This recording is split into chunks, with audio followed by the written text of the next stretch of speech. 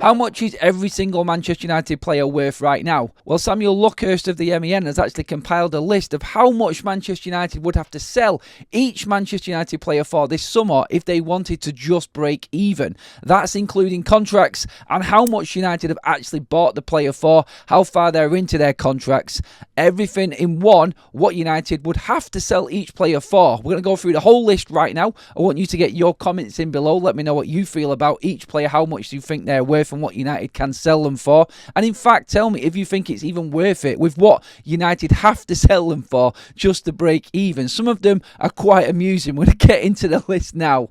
Starting with the goalkeeper that everybody wants to see in goal right now. No, not Andre Onana, Altay Bayındır. And what Manchester United paid for him, the wages that he's on, they would need to sell Altay Bayındır for 1.86 million to not record a loss. That is the baseline. So, obviously, there is room to play with Altay Bayındır there. And obviously, Manchester United, if they wanted to sell him, might actually make a decent profit on Altay Bayındır. That's about as good as it gets. I'm only joking. We'll get into more of the list now with Nusa Mazraoui next on the list. Obviously, these are players that haven't been here that long that people are discussing right now. I don't think anyone wants Mazraoui out of the club, but if United were to sell him, they'd need to sell him for 6.4 million to break even right now.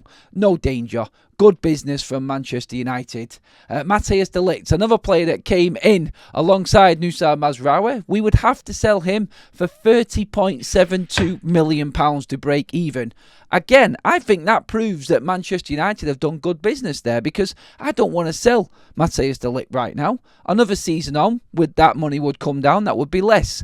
I think Matthijs de Ligt and Nusa Mazraoui have been great signings for Manchester United. And honestly, I wouldn't want to sell him. So with 30.72 million to sell Matthijs de Ligt, I'm okay with that.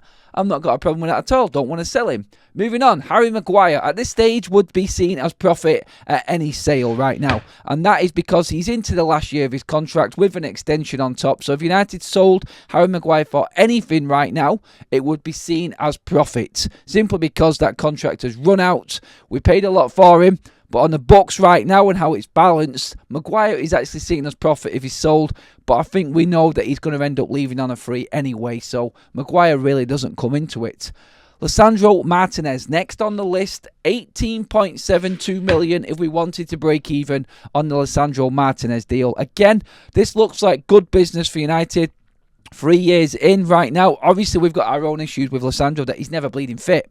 And that's an issue that we've got on our own. But if United were to sell him, he'd obviously be worth a lot more than 18.72 million. That's just what we need to break even. So I think United would be looking to make money on Lisandro Martinez in terms of where we're at right now and his contract.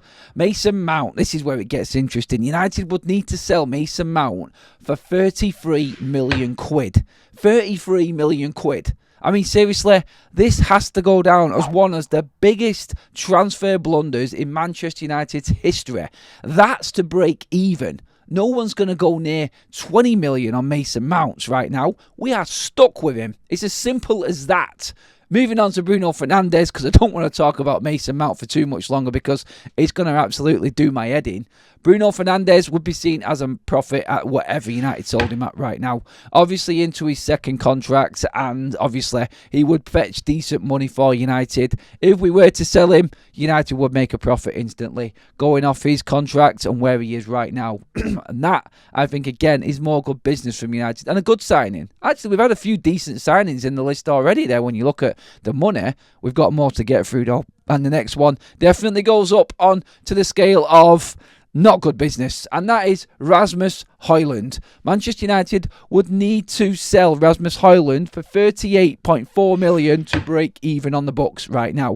We could maybe get more. I think United, with their price tag of 40 million, like has been reported with Rasmus Højlund, is breaking even and they're cutting their losses. I think United have accepted that they have made a mistake with Rasmus Højlund when it comes to the pricing and what we've seen Manchester United putting him out on the market at, or reportedly putting him out on the market anyway. But yeah, 38.4 million for Rasmus Højlund if United wanted to cut their losses.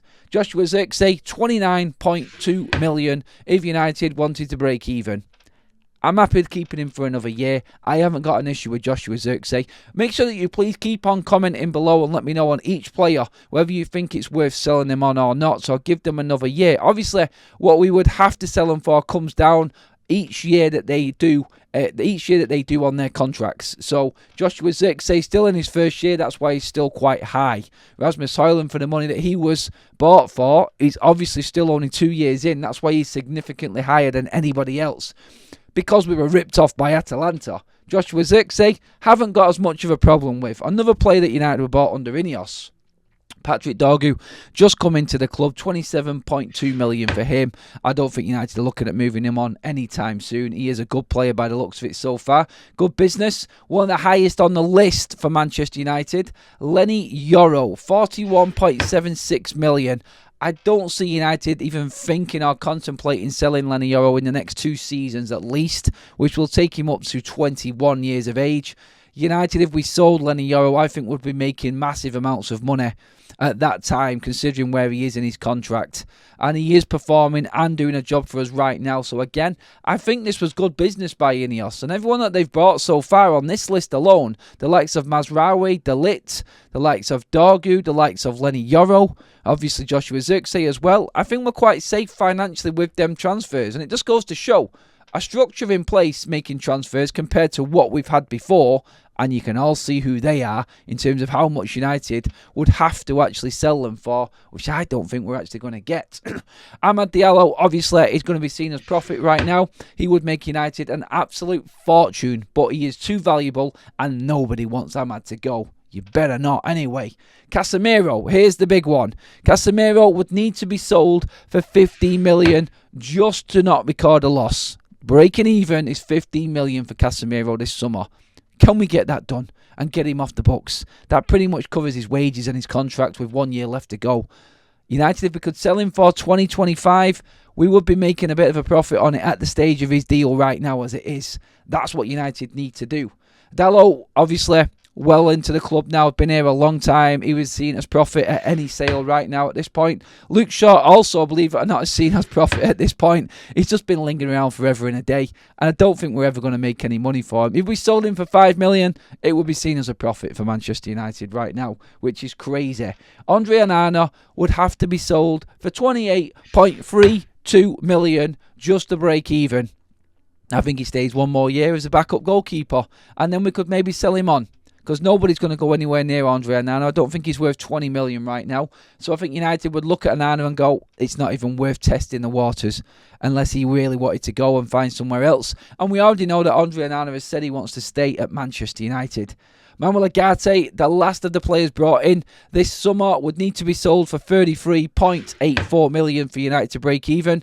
There's no way that Manuel Ugarte is going to be leaving Manchester United anytime soon. So no drama there with him. And obviously, we're not looking to move him on. I think in the future, at the age he is, if he goes a couple of years in and it isn't quite working out, United would be quite handily placed again with the money that he's on wage-wise, his contract and what we paid for him, to be moving him on and making a little bit of money to go into the balance sheet, onto the balance sheet. So that is all of the players with value. In terms of other players at the football club, obviously, Kobbie Mainoo, Alejandro Garnacho, Marcus Rashford, they're all academy players and would be 100% profits. And that's where United really cash in if they want to.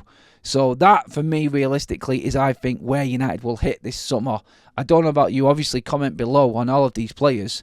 Other players on the list that I haven't mentioned, of course, are players like Christian Eriksen, Victor Lindelof, Tom Heaton, Johnny Evans. They are going on free transfers. Another player who is currently on Manchester United's squad list and still being paid for in terms of a bit of wages is obviously Jadon Sancho. Now, he would have to be sold. Well, he's already sold, sorry. I'm getting excited a little bit there. But Jadon Sancho, £25 million for Jadon Sancho. And that ultimately is where Manchester United are at. We've already got him off the books and we're looking at making a little bit of profit on him already at that price. So that was a good deal done in the summer with Ineos as well.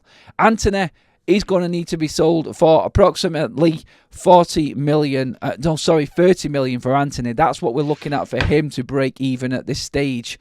So Anthony, again, he could turn out to be a little bit of profit on top at the certain level he's at right now, with his contract that he's got left to run and what Manchester United paid for him. Obviously, the more money United pay for a player, the longer they've been at the club or still at the club, the less it gets. But with Anthony only 3 years in to his contract, that there is why we need to sell him for 30 million quid at least. Can we get that? I think we can. And that pretty much is your whole list and what United have got facing them this summer financially.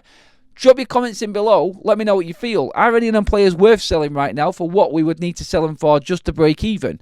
Let me know in the comments section. Make sure you've hit that subscribe button up on your screen right now as well. Give the video a like on the way out. I'll see you in the next video, everybody. Cheers for watching.